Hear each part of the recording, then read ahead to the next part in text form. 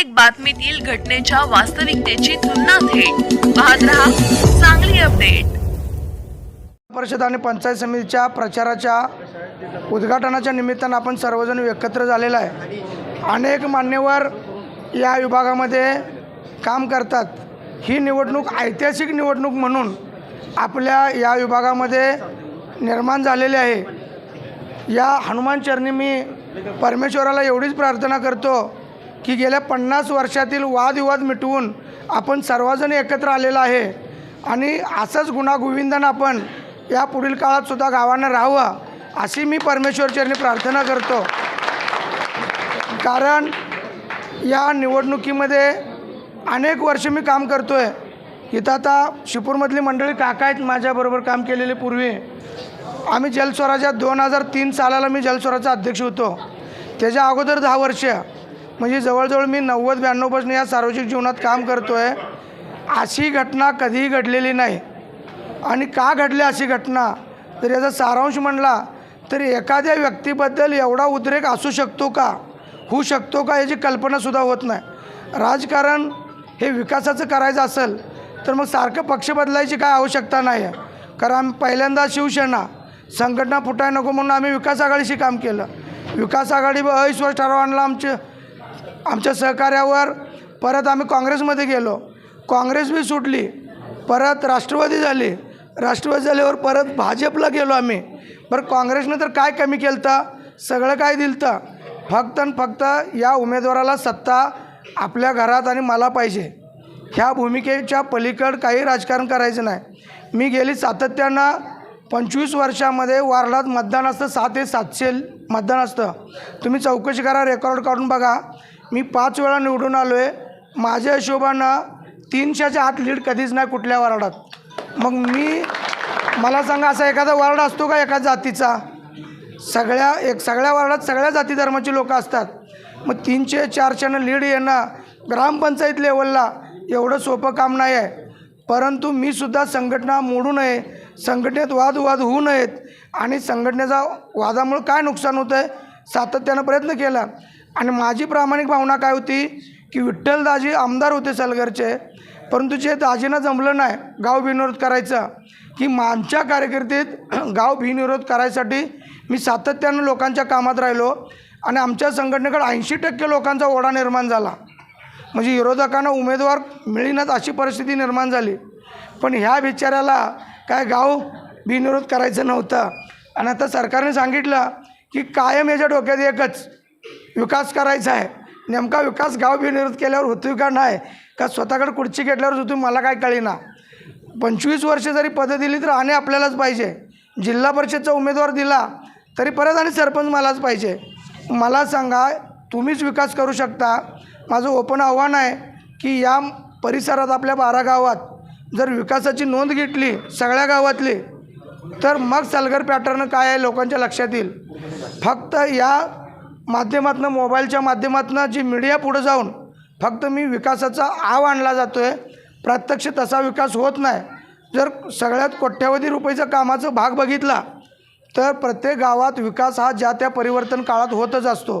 फार पूर्वी लोक सायकलनं जात होती, परत मोटरसायकल आल्या, काळानुरूप संशोधनाचा भाग होत गेला आणि विकास होत गेला। या भागात आता भाऊनी काल भाषण केलं की मी विकास थांबवणार या मतदारसंघाचा। अहो ह्या लोकांचा विकास थांबवायला ह्या लोकांनीच मतदान तुम्हाला केलं आहे। हा काय महेश मोरेंचा विकास केला नाही, सुरेश कोळेकरांचा करायला नाही किंवा आता तवटे मॅडमचा करायला नाही। विकास हा लोकांचा आहे। त्या लोकांनी तुम्हाला सुद्धा मदत केल्या आणि ही सगळी भाजप लोकच आहेत तुमच्यासोबत। पण तुम्ही लोक तुमच्या विरोधात का गेली भाऊने याचं सुद्धा आत्मचिंतन करायला पाहिजे। जर तुम्ही पक्ष वाढू नये म्हणून गेली 20 वर्ष काम करणाऱ्या माणसाला जर डायरेक्ट पक्षाचं तिकीट दिलं तर 20-20 वर्ष डॉक्टरसारख्या लोकांना आयुष्य काढलं पक्षात। आता प्रणवसारखी लोक आहेत जी भाजपचं काम केली, अशा लोकांना जर तिकीट नाही दिलं तर त्या माणसाचं करिअर बाद होईल ना। 25 वर्षात अशी चुकून संधी मिळत असत्या। डॉक्टरनं तिकीट मागितलं, महेश मोरेनं मागितलं, आम्हीसुद्धा मागितलं। भूमिका काय होती की 20 वर्ष पक्षात काम करणाऱ्या निष्ठावंत माणसाला तिकीट द्या, तुम्ही नवीन आलेल्या माणसाला तिकीट देऊ नका, याच्या पलीकडे मागणी नव्हती। मग मला सांगा जिल्हा परिषदला आमदारांच्या कामावर मतं मागण्याचा नैतिक अधिकार उमेदवाराला असतो का? आमदारांना मागू दे ना, ही निवडणूक कुठली कार्यकर्त्यांची आहे. मग कार्यकर्त्याच्या निवडणुकीत त्यांनी जर सलगर पॅटर्न एवढा चांगला आहे म्हणत असतील तर मग सलगरच्या विकास कामावर तुम्हाला निवडून किंवा या जिल्हा परिषदच्या 12 गावचं 10 वर्ष तुम्ही प्रतिनिधित्व करताय, मग 12 गावाने तुम्हाला निवडून द्यायला पाहिजे. तर मग पक्ष बदलायची काय गरज आहे. तुम्ही परवा गणपतरावचं उदाहरण दिलं, भाऊंचं उदाहरण दिलं. तर गणपतरावनं आजही पक्षाचं चिन्ह बदललं नाही, त्यांचा कार्यकर्ता बदलला नाही आणि विधानसभेचे आमदार असताना त्यांनी एस टीने प्रवास केला.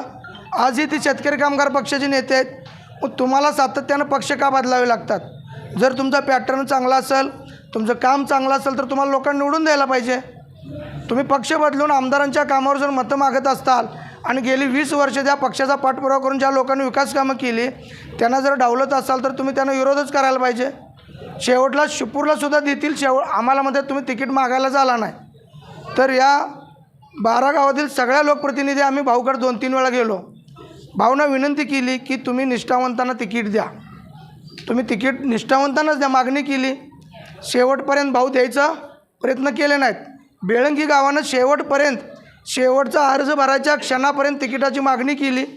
त्यांनाही सांगितलं की तुम्हाला कोणत्याही परिस्थितीत तिकीट देतो. गावाने वाजत गाजत जाऊन अर्ज भरला. त्यांना बरंच दुपार त्यांचं तिकीट कापलं. डॉक्टर म्हणले, डॉक्टरचे वडील, आता यात जुनी मंडळी कोण असेल तर डॉक्टरचे एक वडील सोडले भाजपमध्ये काम करणारे, तर या विभागात माणूस नव्हता. एक फाईल असणार, डॉक्टर एकटंच डॉक्टरचं वडील भाजपचं काम करत होते. कारण आम्हीही भाजपचं सुरुवातीच्या काळात 88-90च्या दरम्यान काम करत होतो. आम्हाला उमेदवार मिळत नव्हते. परशुराम मगदूम लिंगनूरचे आम्हाला 600, 400, 300 मतं पडत होते. मला सांगा, एवढा सुवर्ण काळ आल्यानंतर निष्ठावंतांना उमेदवारी मागणं स्वाभाविकच आहे. आणि जर त्यांना नाही डावलला तर उद्रेक होणं स्वाभाविक आहे. हा उद्रेक काय सुरेश भाऊंच्या विरोधातला नाही आहे, हा उद्रेक आहे तुम्ही दिलेल्या उमेदवारांच्या विरोधातला आहे. बरोबर आहे ना मी म्हणतो तो. परत त्या उमेदवाराला तुम्ही मतं द्या म्हणाला आहे आणि तर परत तो माणूस तसंच वागत राहिला तर मग या लोकांनी कुणाकडे जायचं. त्यामुळं सामान्य माणसाची स्वाभिमानाची लढाई आहे. ही स्वाभिमानाची ज्योत आपण पेटवली पाहिजे. प्रत्येक निवडणुकीमध्ये ही जागरूक मतदार जागा राहायला पाहिजे. मी शिपूरवासियांना विनंती करतो, विजय तर निश्चित आहे, पण एक आपल्या विभागामध्ये क्रांती होईल या एरंडोली पंचायत समिती किंवा जिल्हा परिषद मतदारसंघामध्ये की चुकीचा उमेदवार दिला तर लोकच पेटून ओढतात आणि त्यावेळी कोण थांबणार नाही. आणि मी तुम्हाला सांगतो, सुरेश भाऊ खाडे हे एक आपल्या विभागाचे आमदार आहेत. त्यांनी जरी म्हणले असले मी निधी देणार नाही, पण त्यांनी कुठल्या जाती धर्माचं काम पंत बघून केलेलं नाही, काम केलेलं आहे. त्यांना सगळ्यासाठी काम करणारच त्यांनी, याचंही तुम्हाला मला माहिती आहे. कारण हा व्यक्तिवाद नाही आहे, हा विचाराचा वाद आहे. त्यामुळे कुणी तुम्ही डगमवू नका. भाऊंना आपल्याला निधी द्यावाच लागेल. लोकप्रतिनिधी आहेत, ते विकास काम करणं त्यांचं कर्तव्य आहे. पण आपल्या भावनांचा विचार करून हे जे उमेदवार आहेत स्नेहल मोरे आणि तवटे मॅडम, हे सुद्धा आपल्याला विकास करण्यासाठी 100% मदत करतील. शिपूरवासियांना माझी कळकळीची विनंती आहे की तुम्ही कोणत्याही भूलतापाला, कोणत्याही भावनेला, आपण केलेल्या बंडाला भ्यायचं काय कारण नाही. कारण बेळंकी, शिपूर, एरंडोली, खंडराजुरी, सलगर आणि चाबुसवाडी असे एकही गाव नाही की ज्या गावामध्ये भाजपचे कार्यकर्ते आपल्यासोबत नाहीत, काँग्रेसचे नाहीत, राष्ट्रवादी नाहीत, असं कुणी नाहीत. सगळे लोकच एकत्र आलेले आहेत. त्यामुळे शिपूरमधनं जास्तीत जास्त मतदान कसं आपल्याला पडेल ह्यासाठी काम करा. वास्करा पाय देता. राजकारणातसुद्धा नशीब लागतं. आता गेले आम्ही 30-30 वर्ष मी नाप्पा काम करतो आहे, रोज लोकांची कामं करतच असतो. पण राजकारणात आरक्षण पडल्यालासुद्धा बदललं. पण माझं तर मत आहे की तुम्ही छोटं गाव आहे, तुम्हाला उमेदवार दिले असते तर तुमचाही उमेदवार निवडून येऊ शकतो आहे. कुणी असं काय म्हणायचं कारण नाही. कारण त्याचा आदर्श पॅटर्न सांगतो. केरेवाडीचे शेंडगे बापूसुद्धा या विभागाचे आमदार झाल्यात. त्यांचं आजही 1000 मतदान आहे. कंगनोळीचं आत्ता 3000 मतदान आहे. घोरपडे सरकारसुद्धा या विभागाचे 3 वेळा आमदार मंत्री झाल्यात. भविष्य काळात शिपूर जर तुमचं एकसंघ राहिलं, तुमच्यातले मतभेद सगळे विसरले तर तुमच्याही गावातील 100% जिल्हा परिषद सदस्य, पंचायत समिती सदस्य होऊ शकतो, ह्याची मला गॅरंटी आणि खात्री आहे. पण आपल्या छोट्या गावाचा गैरफायदा घेऊन नेत्यांची दिशाभूल करून आपणच सत्तेत पाहिजे ह्या भूमिका यापुढे थांबल्या पाहिजेत. पण ऐका, निष्ठावंत बेळंकीमध्ये, शिपूरमध्ये उमेदवारी मागून सुद्धा दिलेली नाही. आजही डावलून बी पक्षाचं काम करत असतील. स्वाभिमान 2 भाग असतात समाजामध्ये जगताना. स्वाभिमानी बाणा जिवंत ठेवायचा असेल तर प्रस्थापितांच्या विरोधात बंड करणं, आपल्यासुद्धा समोरच्यावर बंड करणं आपलं कर्तव्य असतं. बेळंकीवाल्यांचं मला खरोखर आदर्श वाटतं की त्यांनी शेवटच्या क्षणापर्यंत आम्हाला सांगितलं की आम्ही तुमच्यासोबत नाही आहे. महेश दादा आम्ही म्हटलं बाबा नाही दिलं तर त्यांनी शेवटपर्यंत मागितलं, पण शेवटपर्यंत त्यांना तिकीट दिलं नाही. मग मला सांगा, आम्हाला सांगितलं की तुमचा सर्वेमध्ये ज्याचं नाव येईल त्याला आपण उमेदवारी देऊ. आता जी उमेदवार दिल्यात पंचायत समितीची उमेदवार आणि जिल्हा परिषद, फक्त एक जिल्हा परिषद सदस्याची उमेदवारची मागणी सोडली, त्यांचा सर्वे सोडला तर मी या दोघांचं नावच नव्हतं मागणीला, त्यांचा सर्वे नव्हता. मग यांना कसं काय हे कुठलं सर्वे निर्माण झालं की त्यांना तिकीट दिलं? म्हणजे मी तुम्हाला कळकळीची विनंती करतो की भविष्य काळात सगळ्या गावामध्ये अशी गुणागोविंदानं नांदून आपल्या गावाचा विकास व्हायचा असेल तर आपण सर्वजण त्यासाठी कटिबद्ध आहोत. आणि पुढील काळात मी एरंडोलीवाल्यांना बी आता आवाहन करतो की पुढील वेळा शिपूरसाठी सुद्धा तुम्ही मन मोठं करायला पाहिजे. नाहीतर प्रत्येक वेळे मला सांगा, मग संघटना काय काम करत्या? संघटनेची जबाबदारी आहे ना, संघटनेच्याच माणसाला निवडून द्यायला पाहिजे. म्हणजे आता तुम्हाला निवडून द्यायचं आणि शिपूरचा उमेदवार झाली चालत नाही. अरे ही कुठली काय पद्धत? आणि मी तुम्हाला आजही सांगतो, सलगर गावामध्ये मी आरेवाडीचा आहे, मी एकटंच आमचं घर आहे. आमच्या घरातलं कुणीही प्रचार करत नाही, कोणालाही कोण सांगत नाही. आमच्या माणसं 5 वाजता घरातली प्रचाराला म्हणजे मतदानालाच येतात. मी 5 वेळा निवडून 3 क्षण लीडनं आलो आहे परवाच्या निवडणुकीत. तर मी तुम्हाला उदाहरण सांगतो, सरपंच पद डावलल्यानंतर मी सांगितलं मी यापुढं प्रचारही करणार नाही, कुठल्या मतदाराला भेटणार नाही. तरी आमच्या बॉडीत जेवढी सदस्य आहेत त्यात सगळ्यात जास्त मतांनी मी निवडून आलो, एकाही माणसाला मत मागितलं नाही. तुमचं काम असेल तर तुम्हाला लोक निवडून देतातच, असं काही समजायचं कारण नाही. तरी मी तुम्हाला परत एकदा शिपूरवासियांना विनंती करतो, कारण मी 20-25 वर्ष बघतो आहे, एवढा चांगला चान्स आला की आपले बरेच मतभेद विसरणार आहेत आपण यातनं.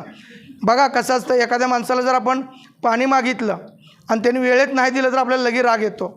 आणि तीच जर पाणी लिंबू सरबत टाकून आणून दिलं मग जरा वाटतं यायला उशीर नका मिळेना पण सरबत मिळाला. आणि जर चुकून बायकून साखर टाकली नाही आणि त्यात नुसताच लिंबू म्हणून दिलं, यायला चांगलं पाणी दिलं असतं तर बरं झालं असतं. हे कसं आहे, मनाच्या कल्पना वेगळ्या आणि वास्तव वेगळं. मी तुम्हाला सगळ्याला कळकळीची विनंती करतो, परमेश्वर